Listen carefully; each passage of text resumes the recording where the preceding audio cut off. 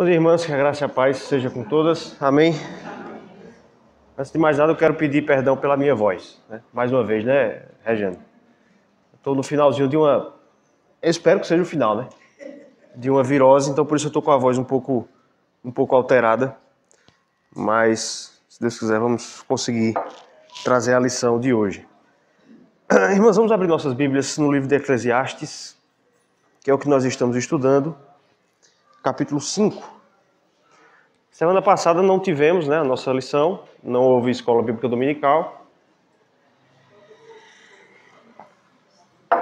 Mas hoje nós vamos retomar a nossa série de estudos em Eclesiastes. Já estamos chegando na metade do livro. Esse é o nosso 8º estudo em Eclesiastes. Nós vamos olhar para o texto a partir do versículo 8. Semana retrasada, nós pensamos aí no capítulo 5, versos de 1 a 7. E o tema que eu nominei, essa passagem, dizia respeito à relação entre a vaidade e a religião. Não sei quantas estavam, mas nós falamos aqui, nós vimos como Salomão mostra que o homem, vivendo aqui nesse mundo, debaixo do sol, ele inevitavelmente se torna um homem idólatra. E nós falamos algumas coisas sobre isso. O homem adora de maneira errada porque ele não sabe a quem está adorando. Por isso Salomão vai dizer que você deve guardar o pé quando entrar na casa de Deus. Por que é que ele diz isso? Porque o homem natural tende a tratar a Deus como se fosse igual a ele. Então ele falta com a reverência diante do Senhor. Além disso, Salomão fala sobre a questão de guardarmos os votos. Então esse foi o tema da lição passada. O resto, irmãs, do capítulo 5 até o versículo 20, Salomão vai tratar aqui sobre um novo assunto, que é o relacionamento entre o homem e as riquezas. Ou o relacionamento entre a vaidade, que é um tema que aparece recorrentemente em Eclesiastes, e as riquezas. E se você parar para perceber, quem está sendo mais frequente já deve ter percebido isso, Salomão já falou sobre o homem rico algumas vezes. No capítulo 1, versículo 3, por exemplo, nós temos uma ideia ali sobre lucro. No capítulo 2, versos de 4 a 9, Salomão também tratou da luta do homem por amealhar bens, por ganhar bens. Ainda no capítulo 2, versos 18 a 23, mais uma vez ele fala desse assunto. E no capítulo 4, versos 7 e 8. Então esse tema da riqueza, do homem rico, ele já vem sendo, digamos assim, mirado por Salomão já há algum tempo. Agora, no capítulo 5, dos versos 8 até pelo menos o versículo 20, Salomão vai tratar exatamente disso. Aliás, eu acho que em cima do versículo 8 tem um título aí proposto pelos tradutores. Na sua Bíblia deve ter. Estou certo? O que é que diz? A vaidade das riquezas. Irmãs, se eu pedisse aqui para cada pessoa que está aqui presente dizer assim, me diga ou cite 3 ídolos, 3 falsos deuses que o homem faz para si aqui no mundo. Eu acho que todo mundo colocaria em um dos 3 o dinheiro. Certo ou errado? Provavelmente, talvez muitos de nós na primeira posição até. A gente ia dizer a família às vezes, mas todo mundo, penso, iria citar o dinheiro. Por isso, é inevitável, ou era realmente inevitável, que Salomão entrasse nesse assunto. Cedo ou tarde, falando sobre as coisas que nós enfrentamos e sobre as vaidades que existem nessa vida, é claro que em algum momento Salomão ia falar da vaidade da riqueza. E, irmãs, não existe uma vaidade maior do que essa, vivendo aqui nesse mundo. É só você olhar para, por exemplo, os produtos culturais que nós vemos por aí. Não é difícil você encontrar, por exemplo, canções que expressam de maneira bem, sem nenhum disfarce, o desejo que o homem sem Deus tem de ser rico.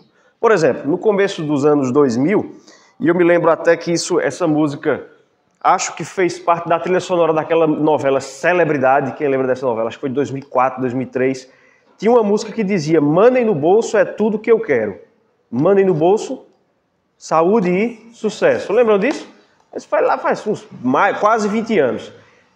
E uma das personagens, a personagem acho que da atriz Débora Seco, que essa música acompanhava as intervenções dela na novela, era, salvo engano, aquela personagem que tentava fazer de tudo para ser famosa. Ela tentou pular de cima de um prédio. Não vou explicar mais do que isso. Como é que eu fico sabendo? Mas lembram dessa música? Money do bolso. Money é dinheiro em inglês, né? É tudo que eu quero. Money do bolso, saúde e sucesso. Tem um cantor chamado Bruno Mars, quem já ouviu falar aqui, é um cantor americano muito famoso. E ele tem uma música que é, assim, muito clara sobre isso. O título da música é Eu Quero Ser um Bilionário. Ponto. O cara é sincero, pelo menos, né, Regina? Eu quero ser um bilionário. E durante a música ele descreve as pretensas vantagens ou a pretensa felicidade que o eu lírico da música teria se fosse um bilionário. Para quem é um pouco mais experiente aí, vai lembrar daquele grupo ABBA. Quem lembra desse grupo? Anos 70, aí, né? Mas é bom até hoje. ABBA tem uma música chamada Money, Money, Money. Dinheiro, dinheiro, dinheiro. Ela diz assim, ó. Veja o que o lírico diz nessa canção. Eu trabalho a noite toda e veja se não é o sentimento de muitas pessoas até hoje. Eu trabalho a noite toda, eu trabalho o dia todo para pagar as contas que tenho que pagar. Não é triste? E ainda parece não sobrar um único centavo para mim. Principalmente no Brasil de hoje, né? Não está sobrando centavo para nada. Isso é muito ruim. Nos meus sonhos eu tenho um plano. Se eu encontrasse um homem rico, eu não teria que trabalhar. Ficaria à toa e daria um baile. Dinheiro, dinheiro, dinheiro. Deve ser engraçado. No mundo dos ricos é sempre ensolarado. No mundo dos ricos, todas as coisas eu poderia fazer, se eu tivesse um pouco de dinheiro. É isso que a música diz. É ou não é a cosmovisão de muita gente hoje em dia? Ou, na verdade, hoje em dia não, né? Desde os dias de Salomão. Para grande parte da população, o portão para a felicidade é ter dinheiro. É dispor de recursos sem limitação. É não ter preocupações financeiras na vida. Nós vamos ver que Salomão vai tratar desse tema e vai nos dizer que não é assim. Ser rico não é tão bom quanto nós tendemos a pensar. Como esse é um tema muito rico, e eu pensei nesse jogo de palavras agora, como esse é um tema sobre o qual há muita coisa para se falar, nós não vamos ver o texto inteiro hoje, até mesmo para não passar o tempo. Nós vamos fazer o seguinte, hoje nós vamos até o versículo 13 apenas, vamos do verso 8 até o verso 13, e na semana que vem a gente vê então aí até o final desse capítulo, tá certo? Então eu peço que vocês tenham em mãos aí o texto de Eclesiastes, capítulo 5, versos de 5 a 13, nós vamos ler de maneira alternada, tá certo? Aliás, Eclesiastes capítulo 5, dos versículos 8 até o versículo 13. Eclesiastes 5, de 8 a 13, leitura alternada. Vamos ler. Se vires em alguma província opressão de pobres e o roubo em lugar do direito e da justiça, não te maravilhes de semelhante caso, porque o que está alto tem acima de si outro mais alto que o explora, e sobre estes há ainda outros mais elevados que também exploram.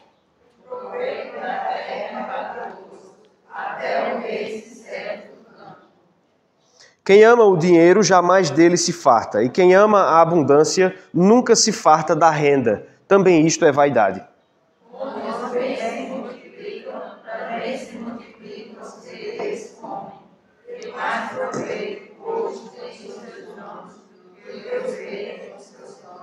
Doce é o sono do trabalhador, quer coma pouco, quer muito, mas a fartura do rico não o deixa dormir.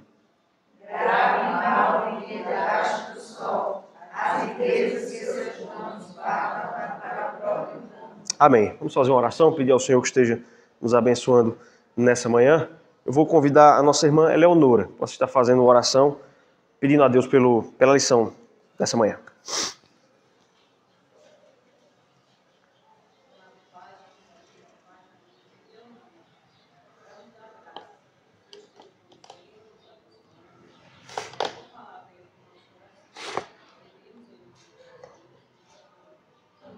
Amém. Irmãs, como eu disse, nós não vamos ver tudo que Salomão tem a dizer sobre a riqueza hoje. Vamos completar esse tema hoje e no próximo domingo. Mas hoje nós vamos olhar para o que ele tem a nos dizer nesses versículos que nós lemos. Desde já eu vou dizer que eu dividi a perícope aqui em 3 partes, certo? Os versículos 8 e 9 do nosso texto vão nos mostrar a relação entre a ganância entre a avareza, o desejo de ter dinheiro, o desejo desenfreado de ter dinheiro, e a corrupção, que é o tema de Salomão aqui, versos 8 e 9. Entre os versos 10 a 12, nós vamos encontrar 3 provérbios que vão nos mostrar, Salomão vai nos dizer algumas desvantagens da riqueza. É curioso porque a gente poucas vezes costuma pensar nisso. A maioria das pessoas acha que ter dinheiro só traz consigo vantagens, mas Salomão vai nos mostrar que nem tudo são flores na vida do rico. E, aliás, ele mesmo era um rico, um homem muito rico, e ele vai falar por experiência própria. Por último, versículo 13, ele vai trazer uma conclusão, que também já é uma introdução ao que ele vai dizer depois, acerca do que foi dito antes. Então, começando pelos versículos 8 e 9, vocês podem ficar à vontade para falar sempre que quiserem, tá certo? Os versos 8 e 9 nos falam da relação entre a ganância e a corrupção. Nós lemos o texto, espero que vocês tenham prestado atenção, e nós já podemos perceber que a imagem que nós temos aqui no versículo 8 é a imagem de um servidor público, de um agente do governo, que cobra uma propina a um homem pobre para poder fazer a justiça. Veja aí o versículo 8. Se vires em alguma província a opressão de pobres e o roubo em lugar do direito e da justiça, até aqui. A imagem que Salomão nos traz aqui é a de um pobre que é vítima da propinocracia de um membro do governo para poder fazer justiça. Essa imagem é conhecida para nós ou não? Bastante, né? A gente sabe que a burocracia do governo, a burocracia do Estado, é uma das grandes fontes de haver corrupção. Você precisa de algum favor, você precisa de alguma assistência do governo em alguma situação, e muitas vezes o agente do Estado que intermedia aquela relação promete facilidades desde que você molhe a mão do cidadão. Isso é muito comum. Salomão vai nos dizer, e é interessante, irmãs, que ele está falando de algo que ele conhecia. Lembre-se que Salomão era o rei. Então ele conhecia o ambiente público de Israel, e ele diz que mesmo no seu reino havia esse tipo de coisa, havia corrupção. Corrupção não é algo de 20 anos para cá, não. Corrupção no governo existe desde que o mundo é mundo, ou desde que existe governo, Salomão já fala sobre isso. E ele nos diz que quando nós virmos esse tipo de situação, nós não devemos nos surpreender. Complemento do versículo 8. Não te maravilhes, não fique surpreso de semelhante caso. Ele vai dizer por quê? Porque o que está alto tem acima de si outro mais alto que o explora, e sobre estes há ainda outros mais elevados que também exploram. O que Salomão está nos dizendo é, quando você vir algum funcionário público, algum membro do governo se corromper, cobrar dinheiro para fazer algo que ele deveria fazer pelo seu próprio dever, não fique surpreso. Sabe por quê? Porque quem está acima dele está fazendo a mesma coisa. E quem está mais acima dele está fazendo a mesma coisa. Quem já assistiu um seriado chamado Narcos, que está na Netflix, ele mostra a história do tráfico de cocaína na Colômbia e no México. E uma das coisas que o seriado mostra bastante é isso. Cada escalão do governo tem o seu preço. Isso acontecia principalmente no cartel mexicano. Para que o governo do México não fizesse vistas grossas, a droga que passava pelo seu território ia até os Estados Unidos. Para que o governo não atrapalhasse a operação do cartel, você precisava pagar. Agora, cada escalão do governo tinha o seu preço. Aquele que cobrava propina embaixo, tinha alguém que cobrava propina dele, estando logo acima. Quando a gente pensa nessa situação, irmãs, nessa imagem que o autor tem em mente aqui, é impossível que a gente não lembre. E eu não quero aqui generalizar, certo? Já quero deixar isso aqui muito claro. Mas é impossível que a gente não lembre aqui da já cultural figura do guarda de trânsito. Não é? Como eu acabei de dizer, eu não quero generalizar. Não são todos que fazem isso, a gente sabe disso. Mas a gente sabe que é muito comum haverem guardas de trânsito que se deixam comprar por uma certa quantia para não aplicar a lei de trânsito ali àquele determinado veículo. E deixa eu dizer uma coisa a vocês. Tem um juiz, uma vez falou comigo, ele vem de outro estado, não vou dizer qual é, então ele falou da realidade do estado dele, para você não ficar pensando, será que fulano faz isso também? É de outro estado. Uma vez um juiz me disse o seguinte, olha, lá no meu estado, na polícia militar, a posição mais cobiçada para trabalhar é a de guarda de trânsito. Por quê? Por que será? porque você vai pegar muitas pessoas em estado de infração. Agora, existe um comandante acima que é quem nomeia os policiais para trabalharem nessa posição. Os policiais nesse estado onde esse juiz veio, disse que o comandante que nomeia os policiais que ficam nessa posição, por sua vez, precisa ser pago. O valor que ele cobrava era de R$8.000, para que você fosse nomeado para ser guarda de trânsito. É exatamente a situação que Salomão está descrevendo aqui. Não estou dizendo que isso acontece em todo lugar, estou falando de um relato que eu recebi de um certo lugar aqui do Brasil. O que é que Salomão quer nos mostrar aqui? Salomão quer nos mostrar, irmãos, o poder que o amor ao dinheiro tem. Salomão quer nos mostrar que o dinheiro é um ponto fraco de todo e qualquer ser humano. O amor ao dinheiro, a ganância, corrompe o pequeno e o grande, em qualquer escala do governo. Quer ver a prova disso? Veja o versículo 9, quando Salomão vai colocar nessa equação o próprio rei. Veja o versículo 9.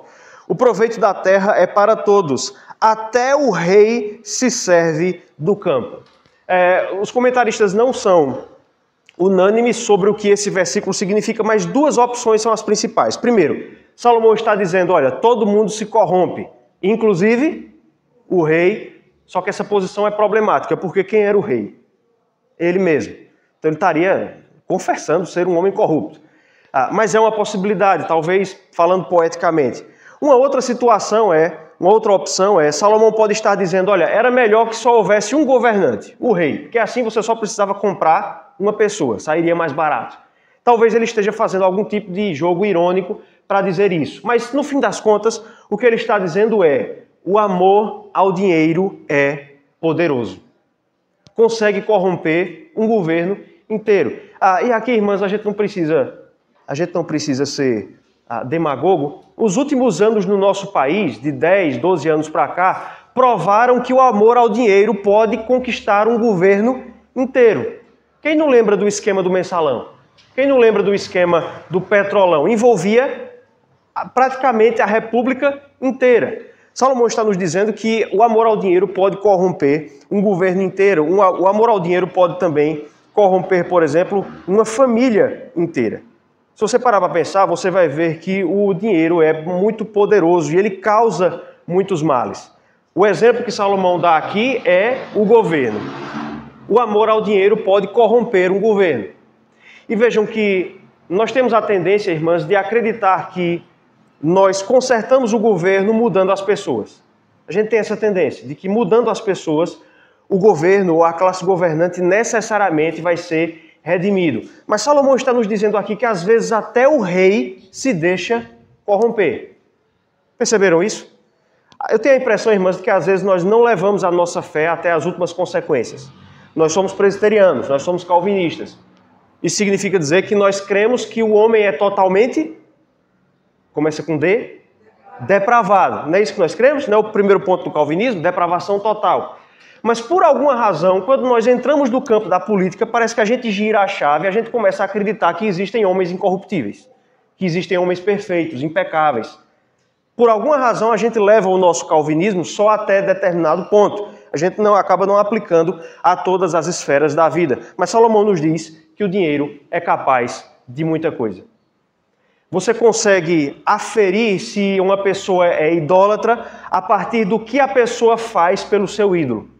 Quer ver um exemplo aplicado ao dinheiro? Tinha um programa antigamente, Silvio Santos tem programa na SBT no domingo, desde que o mundo é mundo praticamente, né? Mas antigamente como era que se chamava o nome do programa de Silvio Santos, nos anos 90? Também teve esse, mas tinha o Topa... Topa tudo por dinheiro. Já pararam para pensar no título desse programa? Topa tudo por dinheiro. É bem exemplificativo do espírito da nossa época, né? As pessoas, de fato, topam tudo por dinheiro. Esses dias eu estava em casa e olhando na Netflix para achar alguma série para assistir e lançaram uma série sobre aquela moça que esquartejou o marido.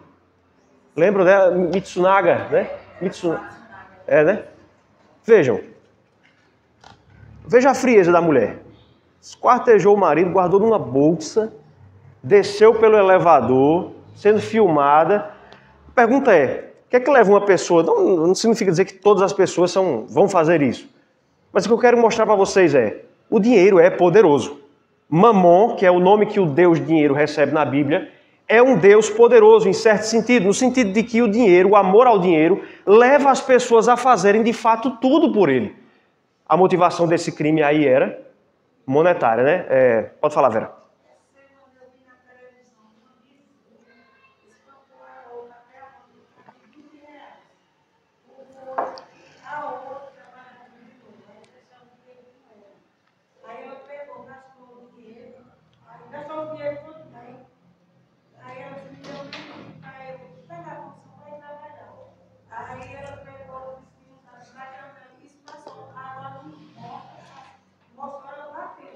Por 20 reais. Se fosse no começo do real, né, que 20 reais valia muita coisa, mas hoje...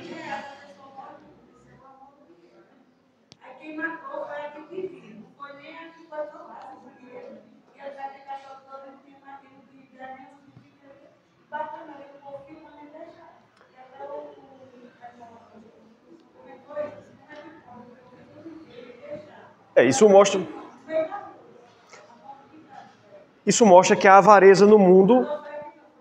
Certo. E no documentário dela, eu assisti com você, a frieza que ela conta do dia que conheceu ele até o dia que ela cometeu o crime, né? E no final, assim, você percebe que ela quer sair como vítima. Ela diz, será que se fosse algum lugar, se fosse ele que tivesse esquartejado, tivesse distribuído meu corpo, teria tanta repercussão assim, né? Pois é. Que ela, no caso lá, ela passou que ela fez isso porque ele era um relacionamento abusivo. Uhum. Era como se fosse que ele mexesse com o psicológico dela. E ela ficou muito frieza. Vejam, todos esses exemplos que vocês trouxeram aí nos mostram que o amor ao dinheiro leva as pessoas a fazerem muitas coisas no mundo. Veja, a gente encontra quem se casa por dinheiro, famoso e já muito trabalhado nas novelas, golpe do baú. As pessoas matam por dinheiro. Sabe o que é que existe, por exemplo, por trás da indústria do aborto? Sabe por que é que existe tanto ativismo pró-aborto no mundo? Grandes clínicas que lucram milhões de dólares todos os anos com abortos legais.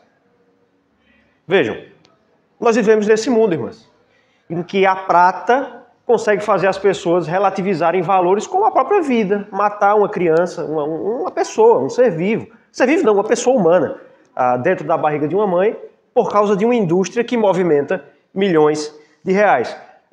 Às vezes a gente não para perceber como as pessoas, de fato, cultuam o dinheiro na nossa cultura. Eu trouxe só 2 exemplos aqui, de um pouco mais bem-humorados, mas só para a gente ver, irmãs, como existem algumas figuras na nossa cultura que a gente já até não percebe mais o quão são ridículas, mas que são motivadas pelo amor ao dinheiro. Por exemplo, ainda falando de Silvio Santos, você nunca estranhou o fato de que ele faz um aviãozinho com a nota de 100 reais e joga na plateia, e o povo começa a brigar pela nota?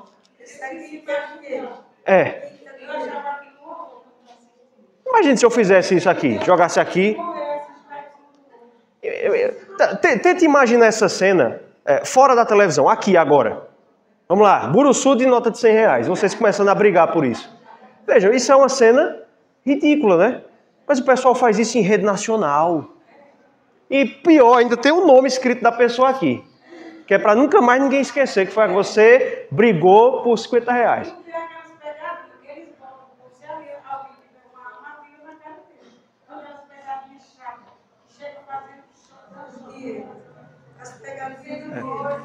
A gente não olha mais criticamente para isso porque a gente já está acostumado. Você cresceu domingo à noite vendo isso. Então já cauterizou. Mas veja, é um velho milionário entregando praticamente esmola para ele, para as pessoas, e fazendo o povo passar ridículo por esmola. É que a gente não consegue mais olhar assim, por quê? Porque a nossa mente já foi cauterizada. Mas quer ver outro exemplo? Irmãs, as pessoas aceitam ficar 3, 4 meses com um microfone aqui e sendo vigiadas 24 horas por dia, apenas não é nem pela certeza, é pela possibilidade de ganhar R$1 milhão. Eu estou falando, obviamente, do Big Brother. Já parou para pensar o quão isso é você se rebaixar? Você se colocar sob câmeras por meses a fio, o que você fizer vai ser visto, e tem aquelas pessoas que assistem o pay-per-view, né, o 48 horas. A própria atriz Débora Seco mesmo, 24 horas, aliás, ela já se confessou viciada, perdendo madrugadas, o povo dormindo e ela lá assistindo. Já parou para perceber como isso é degradante? Você está com e não pode tirar. Se você tirar o microfone, você é eliminado. Então você está ali com o microfone, está desavisado, soltou um pum, todo mundo ouviu no país inteiro. Todo mundo sabe que foi você. Vejam, as pessoas aceitam, irmãs, passar por esse tipo de coisa, por quê? Pelo amor ao dinheiro. Pode falar. A intimidade toda por 3 vezes, e não só delas, porque além também, às vezes, a gente vê isso em família, de provar com os outros, e esses programas têm virado uma fé, né? Big Brother, Fazenda, agora eu vou ir, às vezes eu estou assistindo alguma coisa na Record, quando termina, aí, então, um abuso, eu tenho meu tempo libido. A coisa está ficando cada vez mais degradante. Por exemplo, a MTV lançou uma versão alternativa do Big Brother. Se chama De Férias com o Ex. Eles pegam ali alguns casais de ex-namorados e botam para morar junto na mesma casa. Aí você já imagina o que acontece. Pois é. É uma versão piorada, se é que isso é possível, do Big Brother. O ponto é, o dinheiro é capaz de fazer muita coisa. As pessoas se rebaixam a mais baixo do que o chão por dinheiro. É preciso dizer que o problema não é ou não são as riquezas em si. Quer ver isso? Abra sua Bíblia em Gênesis capítulo 1. Esse é um texto que eu tenho recorrido algumas vezes, mas vale a pena a gente citar de novo nesse ponto. Você vai ver que o problema não são as riquezas. Deus deu as riquezas ao homem quando o homem foi criado, antes da queda.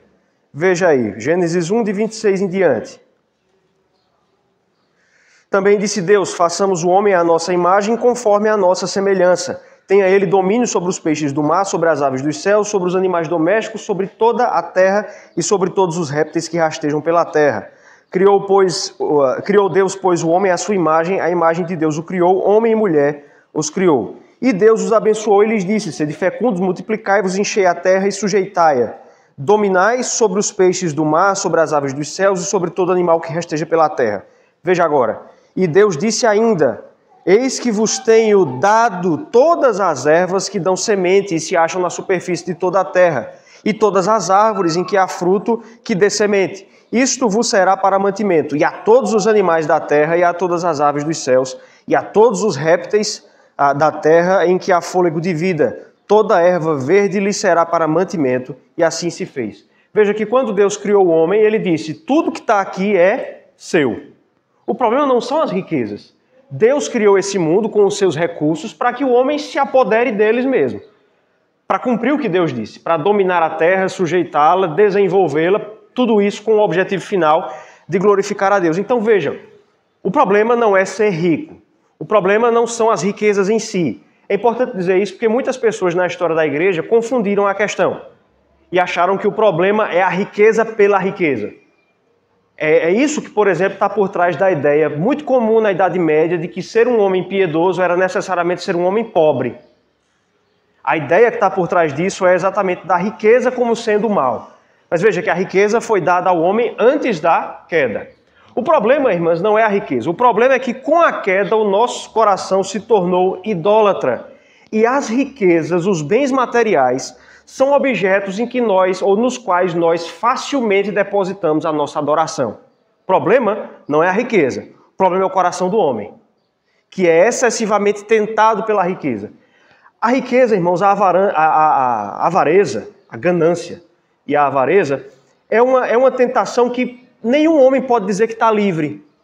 Por exemplo, nem todos são tentados pela lascívia, nem todos são tentados pelos vícios, mas todos, em maior ou menor medida, são tentados pela avareza. Por isso que Paulo vai dizer, na primeira carta a Timóteo, capítulo 6, verso 10, que é do amor às riquezas que procedem todos os males. Todos os males nascem do amor à riqueza. Então veja, o problema não são as riquezas, mas o amor desmedido a elas. Na sequência, nós vamos ter agora 3 provérbios, versos 10, 11 e 12, em que Salomão vai nos dizer que, para a nossa informação, nós devemos considerar que ser alguém rico não é algo tão bom quanto nós tendemos a imaginar. E lembre-se, Salomão era um homem rico, o mais rico do seu tempo. Mas ele vai listar para nós aqui 3 limitações da riqueza. 3 coisas que a riqueza não pode fazer. E, na verdade, desvantagens que a riqueza traz. Eu falei no começo, e vou repetir agora, nós temos dificuldade em pensar dessa forma. Nós não pensamos que o dinheiro pode trazer coisas ruins, né? Em geral, nós pensamos que quanto mais dinheiro, melhor. Correto? Nossa mente trabalha assim. Mas Salomão vai nos dizer que não é bem assim. O rico experimenta algumas coisas ruins exatamente por causa de seu dinheiro. A gente às vezes até acha isso um pouco prepotente, né? A gente tem essa tendência. Quando vê um rico se reclamando de bucho cheio, né? Mas Salomão vai dizer que há algumas coisas ruins na riqueza. A primeira delas, versículo 10, Salomão vai nos dizer que a riqueza promete uma satisfação que ela não pode providenciar. Vamos ler todos o versículo 10?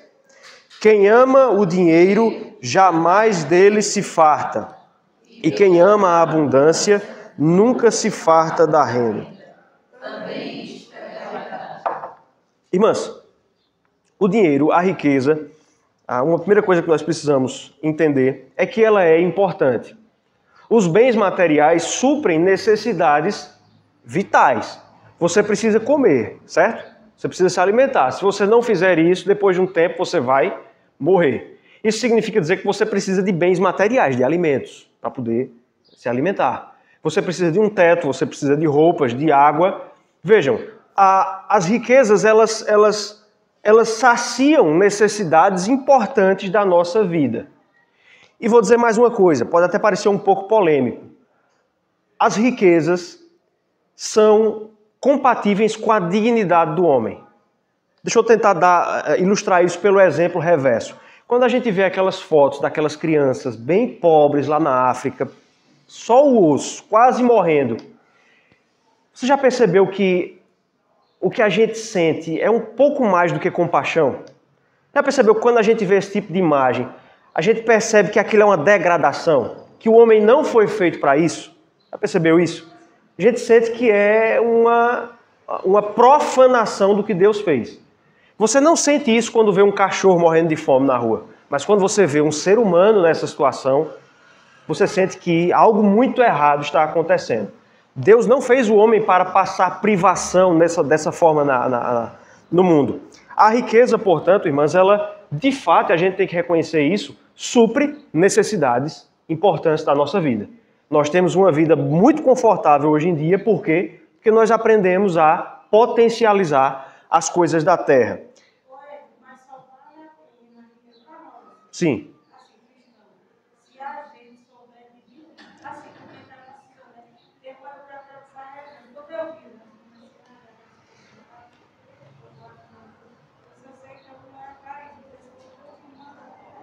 É. Mas eu acho que não tem que reconhecer a Deus. Mas a gente vai sujeito de ajudar essa instituição. Mas como é a igreja, aí a igreja também pode ajudar tanto a igreja como também mandar se coisas, sabe, que ele pode ajudar porque no coração. Se Deus dá muito, é para compartilhar. Não, eu sei.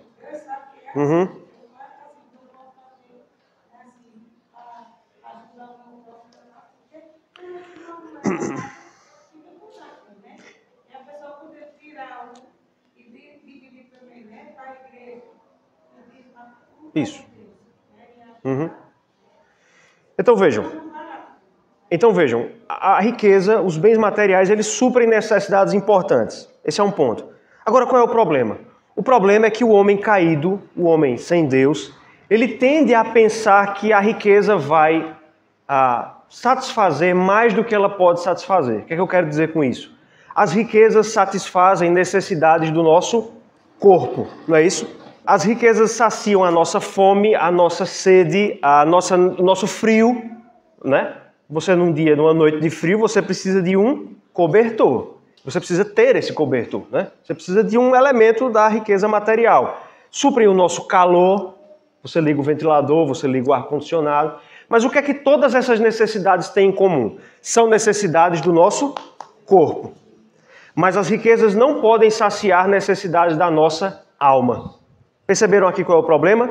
O homem sem Deus, ele tenta fazer com que a riqueza supra mais do que ela pode suprir. As riquezas só suprem o que o nosso corpo precisa, mas não pode suprir o que a nossa alma necessita. É por isso que Salomão diz, vou repetir até o versículo, que quem ama o dinheiro jamais dele se farta, e quem ama a abundância nunca se farta da renda. Isto também é vaidade. Já percebeu como nós temos a tendência de confundirmos uma situação de felicidade com conforto material? Já percebeu como nós temos essa tendência? Por exemplo, para muitas pessoas, o momento ápice da vida, o momento ideal da vida é quando elas atingirem estabilidade financeira, não é? Mas veja, o problema dessas pessoas é que elas acham que a estabilidade financeira vai suprir necessidades da alma. Só que a riqueza só consegue suprir necessidades do corpo. E aí o que acontece? Por causa disso, porque o homem acha que com riquezas, com bens materiais, ele vai suprir tudo do que ele precisa, as necessidades do corpo e também da sua alma, ele acaba buscando cada vez mais. Então ele conquista mais bens, acha que vai se tornar feliz por causa desses bens. Aí ele percebe que esses bens não são suficientes. O que é que ele vai fazer? O que é que ele deveria fazer? Ele deveria reconhecer que ele precisa então de algo diferente. Mas como ele é um homem rebelde, como ele é um homem sem Deus, ele tenta ainda nas riquezas. Por isso ele vai mais e mais. É por isso que o versículo diz que o homem não se farta. Ele conquista e nunca se farta dos seus bens. Volte aí para o capítulo 4, veja aí os versículos 7 e 8. Salomão já falou desse homem.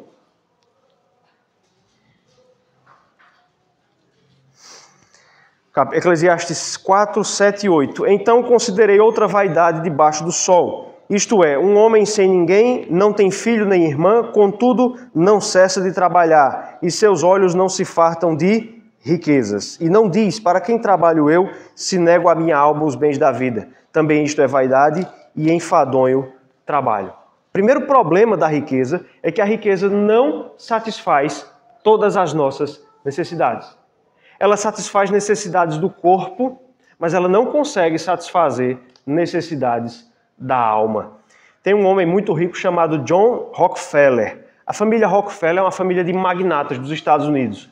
E uma vez perguntaram para ele qual é o limite da riqueza. Acho até que eu já trouxe essa história aqui, mas não tinha citado de quem era a frase.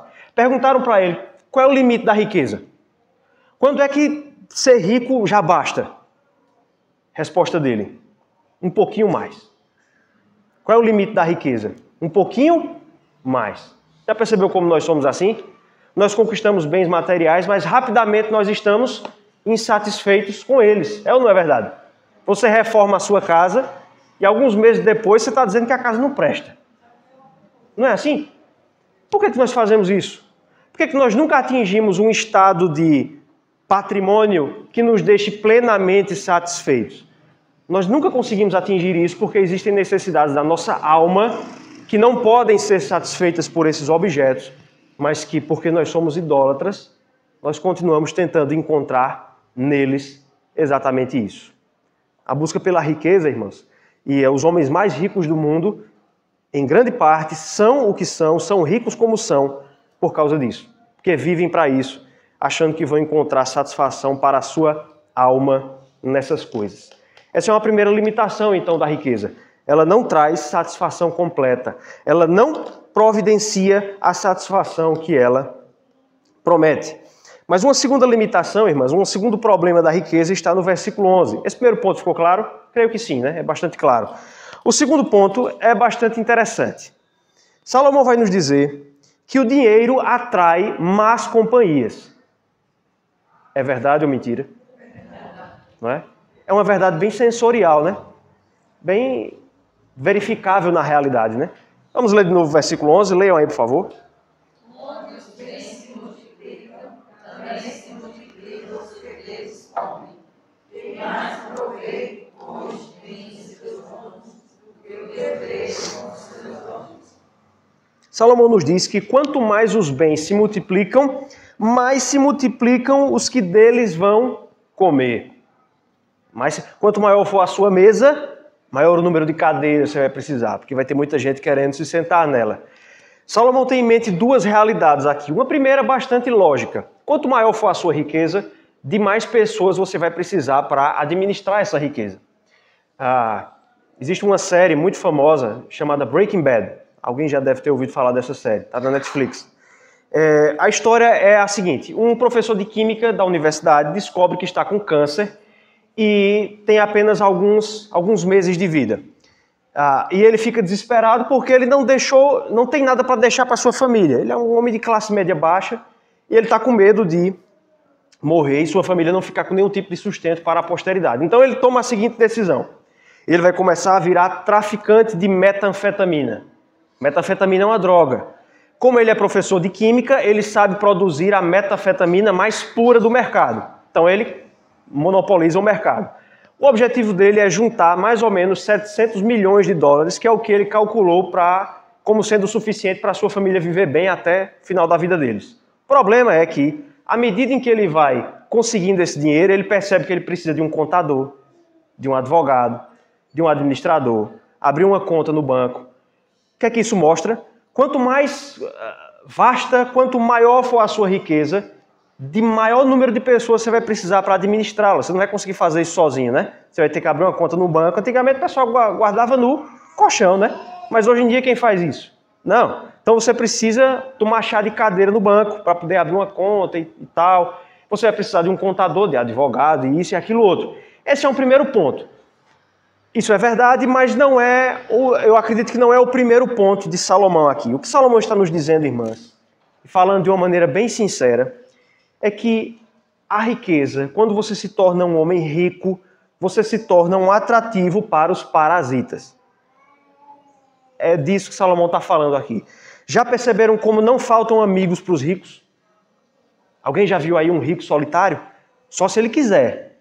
Mas pela bem-querência do povo, não. Já percebeu isso? Como todo rico é bonito. O cara da caneta azul, um dia desse eu vi uma foto dele, rapaz. Ele casado com uma mulher lá, que você diz assim, ele ganhou numa rifa, não tem condições. Por que será? O amor que encobre multidões de pecados? Provavelmente não. Irmãos, a gente está falando de uma realidade aqui que ninguém é ingênuo. Todo mundo sabe que o rico, as pessoas gostam do rico. Ou seja, o rico atrai para si relacionamentos que são estranhos. Ninguém diz ao rico que ele não quer ouvir. Poucas pessoas dizem, né? Ele tem sempre amigos que sempre dizem que ele está certo. Né? A esposa do rico nunca está com raiva dele. Eu não estou querendo dizer, é importante dizer isso, que essa é uma verdade assim absoluta, que não há exceções para isso. Existem pessoas que, por exemplo, construíram suas amizades lá atrás, casaram quando eram pobres e mantiveram a maturidade e levaram esses relacionamentos quando se tornaram ricos e fogem a essa regra. Mas o que Salomão está dizendo aqui, de maneira geral, o rico é um indivíduo mal acompanhado. Quem é que está perto dele? Amigos que estão interessados no quê? Em participar da riqueza do indivíduo. Em muitos casos, não é sempre, como é que esses indivíduos conseguem casamento? Com essa mesma lógica. Não é raro isso acontecer. Oi? Pode falar. São jogadores de futebol, né? Perfeito. Esse é o exemplo máximo. Existe até não sei se vocês já ouviram falar, existe e é algo do mundo do futebol. Já ouviram falar dos amigos entourage? Nunca ouviram falar disso? Essa é uma expressão que designa uma classe de indivíduos que é o seguinte: o jogador brasileiro, isso acontece muito com brasileiros, tipo Neymar, por exemplo. Ele faz sucesso no Brasil e rapidamente ele vai jogar onde? Na Europa, não é isso? Na Espanha, na Inglaterra. Aí ele vai, chegando lá, é outro idioma, ele não sabe falar, não conhece ninguém. O que ele faz? Para ele não se sentir sozinho, ele leva os amigos do Brasil. Esses amigos vão lá morar com ele e são pagos somente para fazer companhia, só. Inclusive, muitos jogadores brasileiros, no fim da vida, perdem tudo porque gastaram boa parte da fortuna sustentando esse povo. Esses amigos são chamados de entourage. É essa a classificação que é dada a eles. Muitas pessoas dizem que Neymar, por exemplo, nunca vai atingir o nível de Messi e Cristiano Ronaldo, porque ao contrário desses dois que não se deixam influenciar por essas companhias, Neymar só vive cercado de gente e tem festa todo dia na casa dele. Quando ele jogava no Barcelona, uma vez ele chamou um colega Mascherano, um jogador argentino, para jantar na casa dele. Quando ele chegou lá, era 30 pessoas na casa, festa, música. Isso uma terça-feira, quarta-feira. Sim, bancando o tempo inteiro. Essas pessoas, a renda delas é Neymar. É Neymar S.A., é a empresa. Aí o Mascherano chamou Neymar do lado assim e disse, olha, você desse jeito aí, sua carreira vai durar metade do que era para durar. Viu? Por quê? Porque o que é que rola nessas festas? Bebida, comida que o atleta não deveria estar comendo. Então ele, eventualmente, drogas, ele não vai dormir bem. Isso tudo, com o acúmulo dos anos, cobra a conta na carreira do jogador. Aquele jogador jogou na Copa de 94. É comentarista hoje? Não.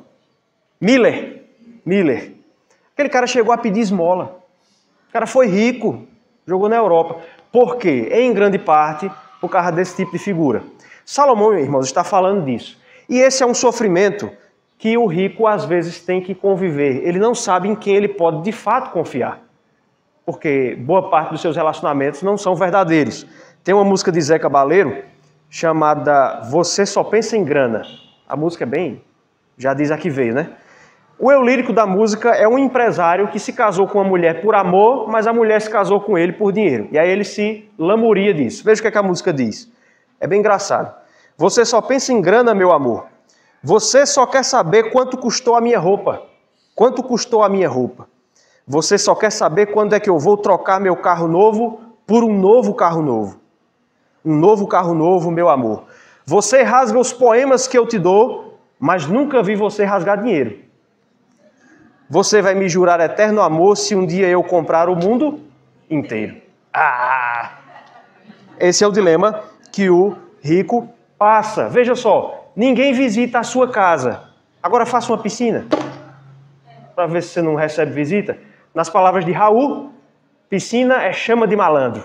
Ele mesmo disse, né? Esse é um problema que o rico enfrenta, irmãs. Rapidinho aqui. É interessante como nós achamos que vamos conseguir amizades verdadeiras com dinheiro, né? Uma prima minha, Heloísa, quando era mais nova, minha tia entregou para ela uma nota, acho que de 20 ou de 50 reais, não lembro, para ela comprar lanche na escola. É claro que não precisava isso tudo, o lanche era barato. Mas como ela estava sem uma nota menor, ela entregou ali uma nota maior, 20 ou 50 reais. Mas falou, você vai comprar o lanche e vai trazer o troco. Não é para gastar tudo, não. Ok. Final do dia, Heloísa, cadê o troco? Não sobrou nada, não. Porque menino é assim, menino dá uma resposta que na cabeça dele é simples, né? Não sobrou nada. Aí lá vai a investigação tal, e aperta. Daqui a pouco se descobriu. Ela comprou bombom para a sala todinha, não sobrou nada. E por que você fez isso? Não, porque eu queria ser popular. Veja, desde cedo, irmãs, nós achamos que nós vamos conquistar amizades com coisas. Nós temos essa tendência. E aí depois nós descobrimos que não é assim. Exatamente. Então essa é uma segunda limitação do dinheiro. E veja que há uma nota de bastante tristeza no final do versículo 11. Veja aí. Pois, que mais proveito, pois, tem os seus donos do que os verem com seus olhos? Salomão está dizendo que quando você se cerca desses amigos que só pensam no seu dinheiro, vai chegar um momento em que os únicos que vão se aproveitar da sua riqueza são eles, e você não. Esse é um problema que o dinheiro traz. Terceira limitação que o dinheiro traz, ou terceira desvantagem de ser rico, é dita no versículo 13, quando Salomão vai nos dizer que o dinheiro traz danos. O dinheiro traz certos males. Leiam aí, por favor, versículo 13. Versículo 12.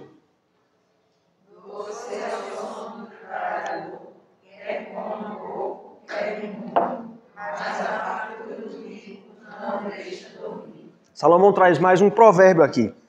Já perceberam como geralmente o pobre dorme melhor, né? O rico... É difícil você ver um pobre com insônia. Já entre a classe mais abastada, isso é mais comum. Salomão traz esse provérbio aqui, irmãs, tentando nos falar de duas coisas.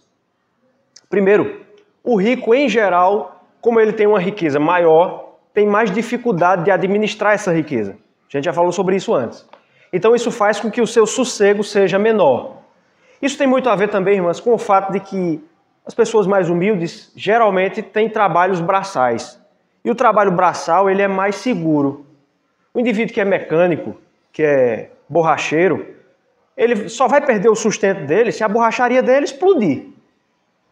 Ele tem algo seguro.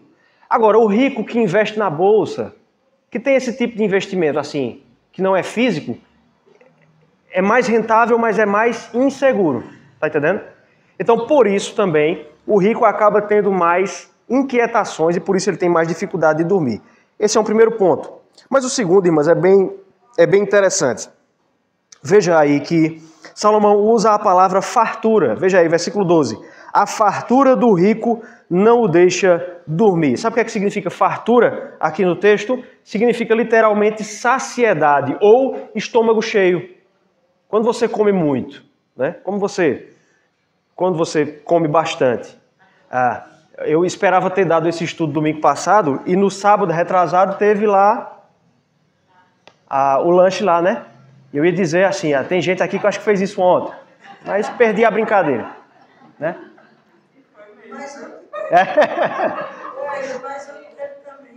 Teve? Verdade. Não, então não perdi não. Então ontem teve lá no... Vejam, quando você come um pouco além da conta, você fica cheio, né? Você consegue dormir logo depois? Não. Salomão está trazendo esse fato verificável no mundo real para trazer uma ilustração.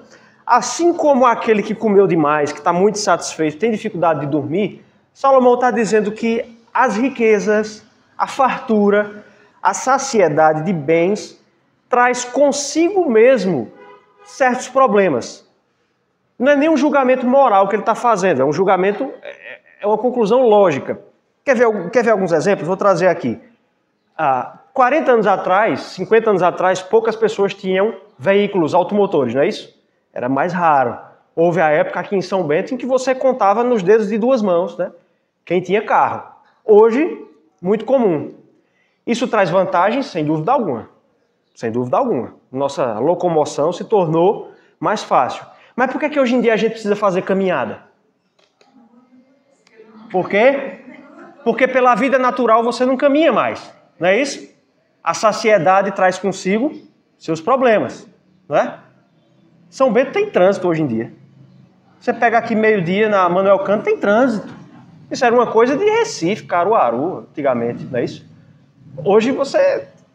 Já há quem fala, inclusive, em já ter zona azul aqui em São Bento do Una. Eu já ouvi essa conversa. Tem gente que quer que tenha zona azul. Porque você não consegue mais estacionar aqui.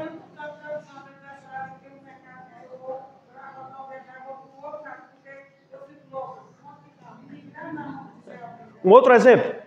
Exatamente. Um outro exemplo, as telas. Um outro exemplo disso, as telas. Antigamente, a única tela que você tinha na vida era aquela televisão de tubo, desse tamanho, né? Era curva, se você voltar ainda mais, preto e branco e tal. Hoje você tem HD, né? Você tem resolução em alta definição. Todo mundo em casa tem uma tela, seu celular e tal. Isso facilitou bastante. Acabou o tempo em que os irmãos brigavam para ver o que é que ia assistir, né? Mas veja, isso também traz seus efeitos colaterais. Uma das coisas que a gente tem que lutar hoje em dia é o vício de tela. Tanto é que, eu vou dizer por experiência própria, eu estou tentando me educar para dar 1h30 sem tela antes de ir dormir. Por quê? Porque se você ficar no celular e depois de tentar dormir, você não consegue. Esse era um problema que há 30 anos atrás não existia. Riqueza só traz coisa boa? Não. Não estou dizendo que você tem que eliminar a tela, mas os ônus virão junto sempre com os bônus. Quer ver um outro exemplo? A internet. Quando você não tinha, como é que você fazia pesquisa? Coleção da Barça, né? Você fazia lá, ou biblioteca municipal. Hoje, você tinha que sair de casa e tal. Hoje é muito mais fácil. Você tem na palma da mão, rápido e tal. Quando a internet começou, nos anos 90, você tinha que ter telefone. Hoje você tem Wi-Fi e tal. Facilitou a nossa vida demais. Não tem nem como quantificar. Mas veja, também trouxe efeitos colaterais. Porque a rapidez que a gente vê na internet, a gente quer transportar para a vida física, para a vida analógica. E aí nós somos, hoje em dia, muito mais ansiosos. É ou não é? A gente quer que tudo aconteça em banda larga. Rápido. Tudo isso mostra o quê, irmãs? Que a riqueza não produz um mundo perfeito. Pelo contrário, resolve muitos problemas e cria problemas novos.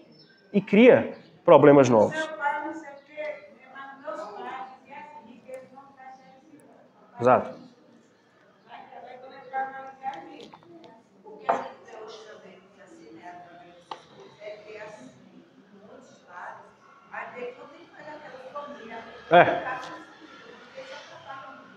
Cada casa seu canto, às vezes o pai chega, sai, não vê o povo, É. né?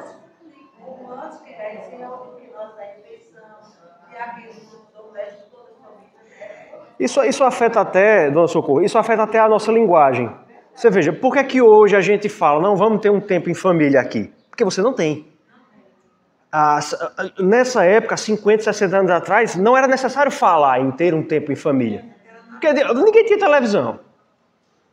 À noite, você vai fazer o quê? Ficar em casa com a sua família. Então, o próprio fato de nós falarmos nisso, da necessidade de ter um tempo com a família, já mostra que as tecnologias mudaram muito a forma como nós nos comportamos hoje. Para terminar, conclusão, versículo 13. Depois que Salomão nos disse que a riqueza não é o paraíso que nós tendemos a achar, ele diz assim: grave mal vi debaixo do sol, as riquezas que seus donos guardam para o próprio dano. Conclusão dele, e ele já está introduzindo o que ele vai dizer depois: guardar riquezas não é necessariamente algo bom. Dependendo de como você faça, pode ser algo mal. Grave mal aqui significa mal fatal ou ainda doença. Um autor chamado Douglas Wilson, ele resumiu isso muito bem no seu comentário de Eclesiastes chamado Alegria no Limite das Forças. Ele diz assim, preste atenção a essa frase: o homem pode trabalhar arduamente para adquirir o dinheiro, só para descobrir no final do dia que, na verdade, foi o dinheiro quem o adquiriu. Poucos homens têm riquezas e bem menos as controlam quando as têm. A gente acha que nós vamos ter as riquezas e vamos controlá-las. Facilmente a gente percebe que às vezes sucede exatamente o inverso. A finalidade dessa lição, irmãos, é que nós vejamos o dinheiro como ele deve ser visto. Salomão quer que nós vejamos assim. É algo perigoso. Bom, dado por Deus, mas que traz consigo grandes e grandes tentações. Nós precisamos ver como ele realmente é. O apóstolo Paulo também falou disso. Abra aí na primeira carta a Timóteo, capítulo 6, versos 9 a 11, com isso a gente termina. André, se o pessoal chegar aí, pede para esperar um minuto só para eu... Por favor. Realmente estou. 1 Timóteo, capítulo 6, de 9 a 11. 1 Timóteo, capítulo 6, versos de 9 a 11.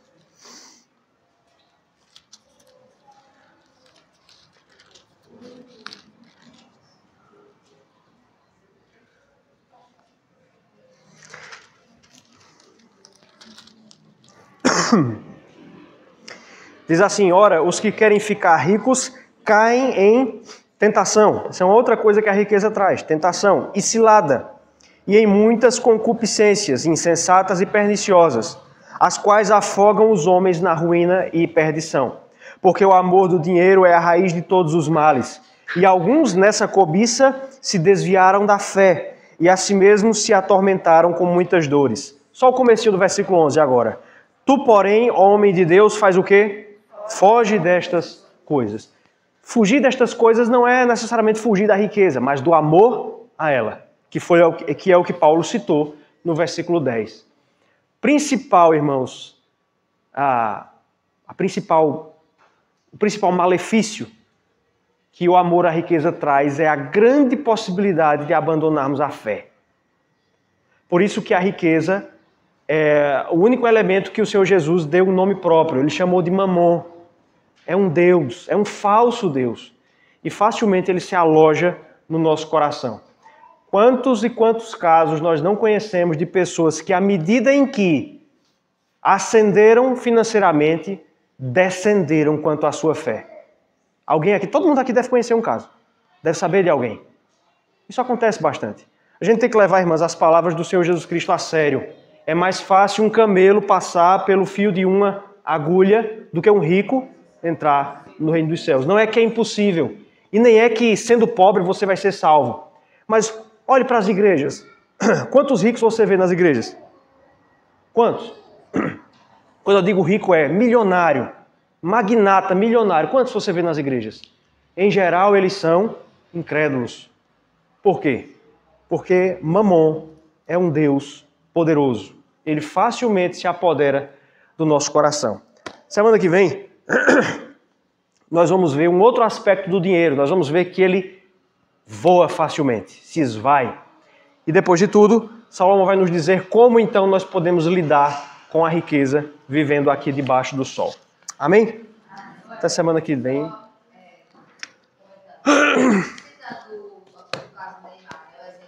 Sim. Talvez ele ache que na linguagem ele está bombando, né? Porque o dinheiro dele serve só para ostentar, né? Amizades, luxos, festas. Tem aquele jogador também conhecido por trabalhos voluntários, ele é da Itália, se não me engano, joga na Itália. Ele é naturalizado italiano. Que ele é negro e usa uns moicanos assim bem estilosos. Acho que é Balotelli o nome dele. Eu não sei não, mas ele tem um trabalho voluntário bem conhecido, né? Quer dizer, a questão dele, uma vez eu vi um comentário dele dizendo que ele falou assim: qual a necessidade que eu tenho todos os anos trocar um carro, uma Ferrari nova? Porque ele veio de uma namorada bem humilde. Né? Bem sacrificada, aí ele, na verdade, usa o dinheiro dele para boas obras, né? Estudar Neymar, não, ele acha que ele está no alto, né? E ali também comenta que uma pessoa às vezes ela é tão pobre que só ela tem o dinheiro. Essa é uma frase tão impactante quanto verdadeira. Talvez seja a realidade do Neymar, né? Ele acha que o que ele tem de mais importante hoje é o dinheiro, né? É isso mesmo. Quando você confia, bota sua confiança no dinheiro, a coisa complica bastante. Semana que vem nós vemos mais aspectos desse assunto, se Deus permitir.